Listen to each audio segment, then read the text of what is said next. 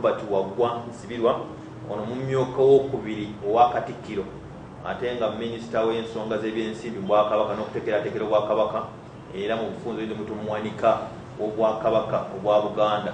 Naye leero simunoonyeza mu kiti kya muwanika oba kya Katikkiro deputy, munoonyeza nga ssentebe w'olukiiko oluteekateeka amatikkira ga Ssaabasajja Kabaka wa Buganda ag'omulundi ogwa 28 yakwatibwa mwezi guno.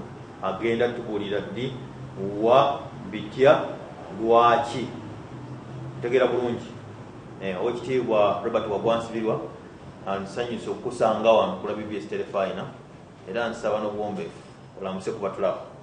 Webale nnyo omwanjuzi wa program Omwami Dassan Busulwa, abantu ba Ssaabasajja Kabaka bonna abali ku Telefina mbaaniriza Mukama yeebale okubakuuma nga mukyali balamu mu njege eno eyalumima gye tulimu, era nebaza Mukama era musaba ayongere otukuuma otuwa obulamu n'otuwa amagezi agasaanidde otwala emirimu gy'abeene n'egyensi eno mu maaso.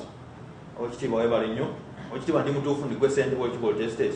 Weewaawo Ssaabasajja yasiima nga tujjukira amatikkira ge ag'omulundi ogwa 28 ambe ssentebe w'enteekateeka ezo, era omulimu tugukutte bukwakku era gutambulira ddala bulungi. Nina omumyuka wange Oweekitiibwa Daudi Kiwalabe Male, ate omuwandiisi ye omukungu Nantege Josephine Semanda, kuliko Pokino omukungu Judy Muleke, kuliko Honorable Abedi Bwanika, kuliko Meya we Masaka Capital City Namayanja, kuliko Sabakristu we Masaka Mukyala Kitaka, kuliko Kawonawo, kuliko abantu balala bangi. Weewaawo. Oweekitiibwa anja kutandikira awo osooka onkubire mu tooki ku lwatulaba ku BBS Telefina kubanga tujja kuza amazaalibwa ga 28. Amazaalibwa agaasooka gaaliwa amatikkira agaasooka gaaliwa era gatya kubanga kati tukuza eringa anniversary waliwo ekyasooka. Omulundi ogwa 28 nga Mukama waffe Ssaabasajja atudde ku Namulondo y'abajjajjaabe alamula, bamutikkira mu 1993 ku kasozi Enaggalabe Buddo. Awo nno nze nalina emyaka 24 nga nakava mu University Makerere. Nzukira bulungi nnyo, twagenda ne bannange Mukama bonna bakyali balamu, Isaac Kacha Masambwa, Joseph Musoke ne bestman wange Fred Kitoluyimba azali Boston. Nga olunaku olwakulembera okutikkira lyali binu, ne tutambula ng'emmotoka nnyingi, abantu bangi, ne tugenda Naggalabe. Akasiki twabayo bukya nga era kyali kintu kyamaanyi nnyo. Omukolo ffe twasobola kubeerako olwa nasisi w'omuntu, twagulabira ku TV, olwalina TV emu biseera ebyo nga tuli ku UTV, bali bagita UTV, kati bagikyusa erinnya. Kaakati okuva olwo buli mwaka Obuganda n'abantu b'ensi yonna bajjukira amatikkira ago ag'abeene.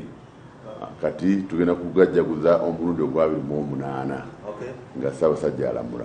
Oweekitiibwa amatikkira lwaki mwasalawo gabeere oba lwaki Ssaabasajja yasiima gabeere musaze eby'ebuddu? Nga bw'obadde olaba emikolo gyonna oba gy'amazaalibwa oba gya bulungibwansi, Ssaabasajja asiima n'agamba nti leero kangendeko mu ssaza lyange eryeno. Naye siyinza kumanya Ssaabasajja kye yasinziirako, naye nalowoozaamu nti kubanga olubiri lw'enkoni mu Buddu Ssaabasajja yasiima luddaabirizibbwe, lugayizibwe, ne bajjako n'amabaati, ne tuteekako amategula, ne lwongerwako obugazi, lutemagana lwonna luti.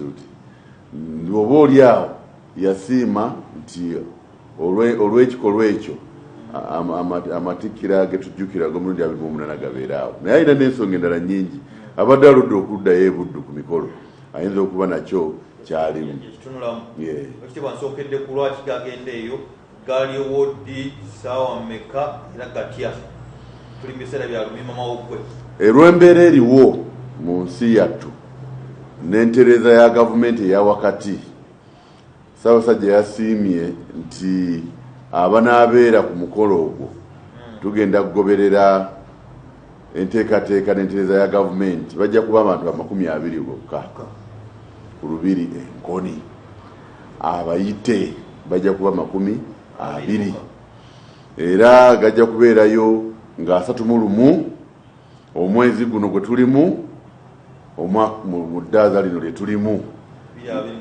gagenda tandika essaawa 4 ez'okumakya abantu 20 awo buli mmeeza kujja kubaako abantu batasukka 3 era nga beesudde nnyo amabanga era buli anajja okwetaba matikira ago alina okuba nga akebeddwa obutasukka ssaawa 48 ya covid weewaawo kaakati era kubanga tujja kubeera wabweru mu weema kubanga olujja lw'olubiri lugazi nnyo kisobose kuba batugaba bobeera ebweru ng'empewo eyita nakyo kirungi nnyo era omukolo tetusuubira nti gunaasukka essaawa 1:30 nga tegunnaggwa kaakati tukoze enteekateeka ng'olukiiko olutesitesi okulaba ng'abantu b'abeene beegatta mu kujjukira amatikkira gano aga 2008 kaakati awo abantu b'abeene banatabamu batya mu kujaguza kuno terefayina eyaffe ey'Obuganda BBS terefayina CBS ne TV endala ne rediyo endala zijja kuba ziweereza ebintu bino butereevu n'emitimbagano gijja kubaako naye tukoze enteekateeka ng'olukiiko olutesitesi era ne kiyisibwa kabineti nga asatu olunaku olukulembera okujjukira amatikkira gano buli muganda buli muntu mu Buganda buli muntu wa Kabaka wa Buganda n'oyo ali mu Uganda ng'ayagaliza beene n'eggwanga lyaffe ogenda mu maaso tujja kubayo n'ebintu by'okukola bya mirundi 2 nga 3 olwokutaano olukulembera wajja kubaayo okusimba emiti egy'okulwanyisa obutonde bw'ensi okulaba nga tebuggwaawo obanga bukuumwa era wajja kubaawo n'okusimba emiti egy'ebibala n'emiti ginnansangwa bwe tuzimba emiti ginnansangwa ebituba emiyembe emisambya si gino emizunguzungu egyo tugifunyemu olumu ebizibu naye emiti ginnansangwa gitumanyi gino omusana negwaka gutya gyo tegikola ki tegifa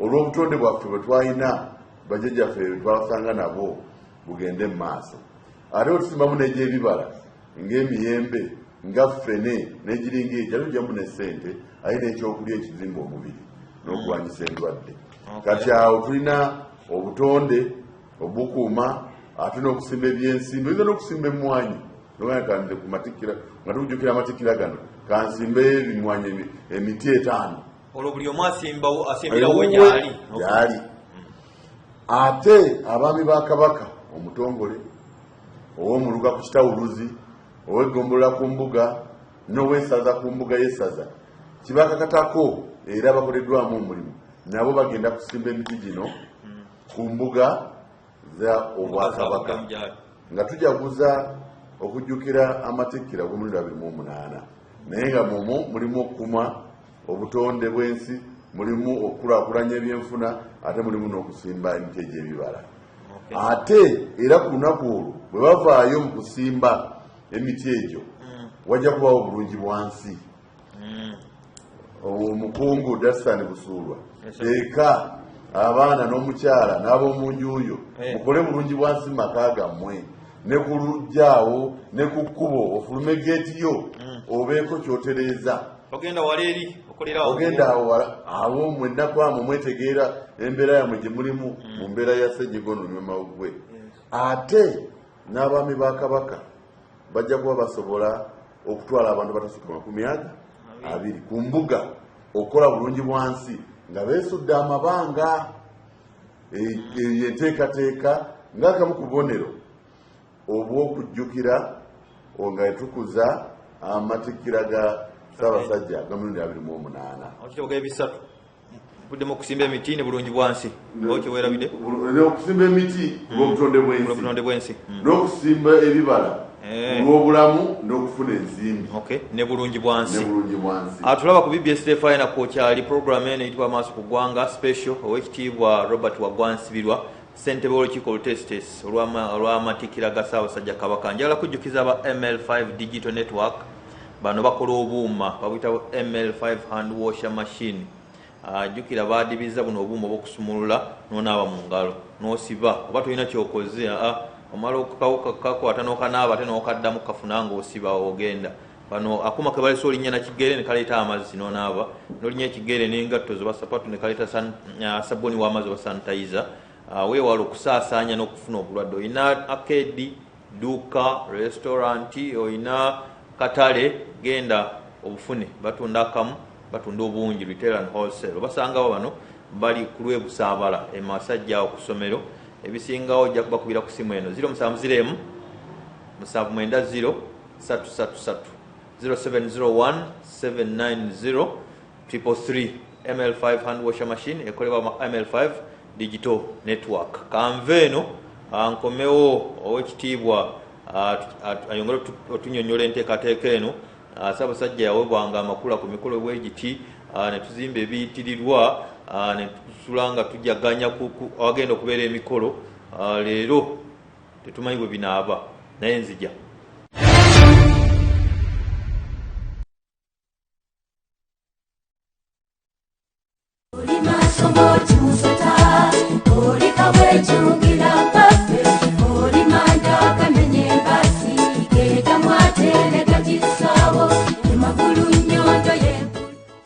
Amanya gange nze Kavuma Mwanje Joseph, chairman wa Masaka Cooperative Union.